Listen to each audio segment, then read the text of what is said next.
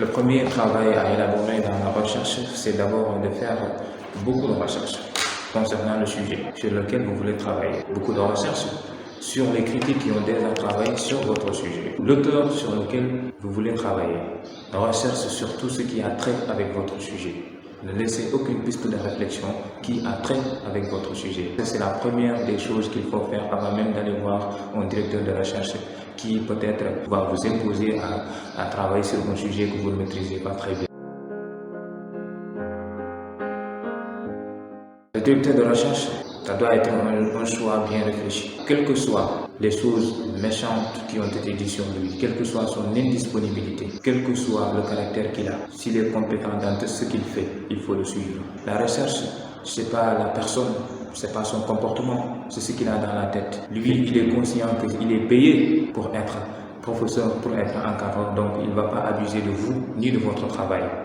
Mais son comportement, non seulement il est plus âgé que vous, respectez-le, donnez-lui le respect qu'il doit en quelque sorte. Mais suivez les profs qui ont la compétence et non ceux qui vous donnent de bonnes notes parce que vous avez de beaux yeux ou vous avez un beau sourire. Je pense que ça doit être très limité parce que ce n'est pas un travail de thèse, c'est juste un mémoire. Il faut que le sujet soit bien campé, il faut marquer son originalité. Pour ce faire, il va falloir, avant même de choisir un sujet, même si vous le choisissez, il faut faire des recherches sur ceux qui ont déjà travaillé sur le sujet ou les contours qui ont trait au sujet. Comment lire maintenant? C'est lire et prendre des notes. Prendre des notes, c'est nécessaire, plus que nécessaire, puisque un travail de recherche nécessite des prises de notes. Les notes de bas de page en font foi. Être solitaire. La première des choses que j'ai dit aux chercheurs, c'est d'être solitaire. Quand on veut faire des recherches profondes, il faut aimer la solitude. Pas cette solitude dont les gens croient que c'est pour s'isoler des autres.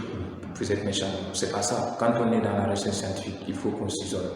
La solitude du sage. La solitude du sage, pour que vous puissiez extirper la quintessence de ce que vous voulez. Parce que la réflexion est perméable. Donc ça demande beaucoup de calme. La deuxième, c'est se divertir. Entendez pas se divertir, faire du sport. Moi, je joue au foot. Il y a certains qui peuvent faire la natation, d'autres autre chose. Pour se divertir, ça requiert l'esprit. La troisième, c'est lire n'importe quel ouvrage. Ça vous permet non seulement d'améliorer votre expression en français, mais ça vous donne de l'inspiration. La lecture apaisée, passionnelle.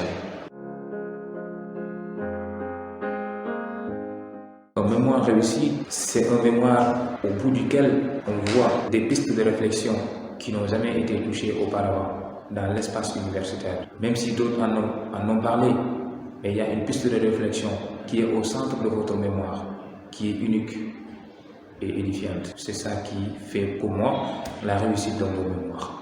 L'originalité que le mémoire donne vis-à-vis de toute la recherche scientifique dans l'espace universitaire.